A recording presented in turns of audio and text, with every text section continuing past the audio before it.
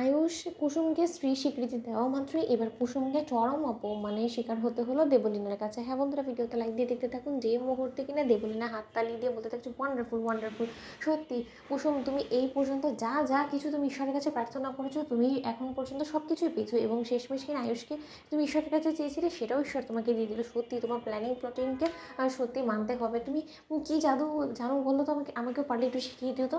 নয়তো বা তুমি যদি সত্যিই ম্যাজিক নাই বা জানতে, তাহলে এরকম অসম্ভব একটা কাজকে কী করে বা তুমি সম্ভব করলে বলো তো কুসুম।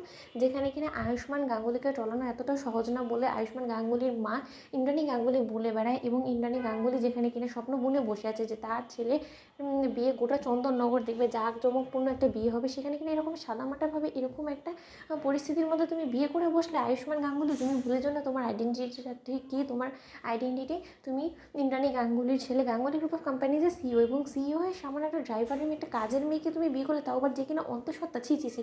ঠিক সেই মুহূর্তে যখন কিনা ইন্দ্রাণী গাঙ্গুলির কাছে গিয়ে দেবলীনা বলতে থাকে আন্টি এই সমস্ত কিছুকে তুমি এখনও পর্যন্ত বাহবা দেবে এবং তুমি কোনো কিছু বলবে না জাস্ট বিকজ ও তোমার গুণধর ছেলে বলে, এবং কুসুম তুমি আর কি সাফাই দিবে বলো তো। এবার তুমি কী করে নিজেকে বেচারি সাজাবে বলো তো।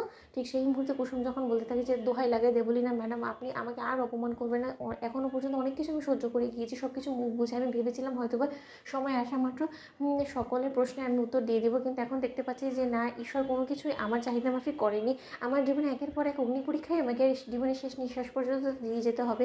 অন্যদিকে শঙ্কর যখন বলতে থাকে যে পোড়ামুখী মেয়ে কথা আবার তুই কী করে বা সকলকে জবাব দিবি বলতো।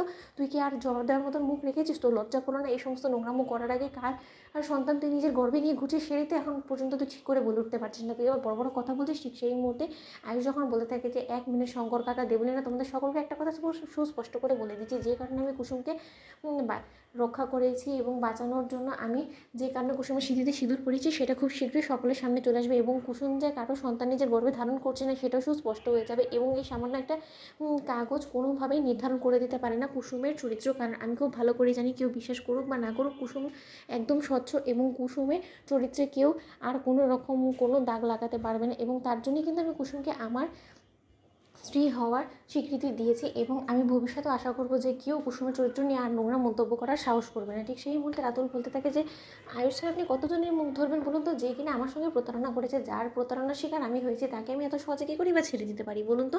আমি তো রীতিমতো ওর হাতে হাত করা পরানোর জন্য আমি পুলিশ নিয়ে এসে হাজির হয়েছি, এবং এই মুহূর্তে কুসুমকে হাজতবাস করতে হবে। যখন কিনা পুলিশের লাঠির বাড়ি কুসুমের উপরে গিয়ে পড়বে না, তখন কুসুম সুর করে বলে দিবে যে কেন এত ভনিতা করেছিল এবং কী বা এর পেছনে ওর মূলত উদ্দেশ্য ছিল। ঠিক সেই মুহূর্তে আয়ুষ বলতে থাকে যে আমিও দেখি যে আমার সামনে থেকে আমার স্ত্রীর হাতে হাত করা কে পড়ায়। তো বন্ধুরা লাইক কমেন্ট শেয়ার করে সাবস্ক্রাইব করতে ভুলো না।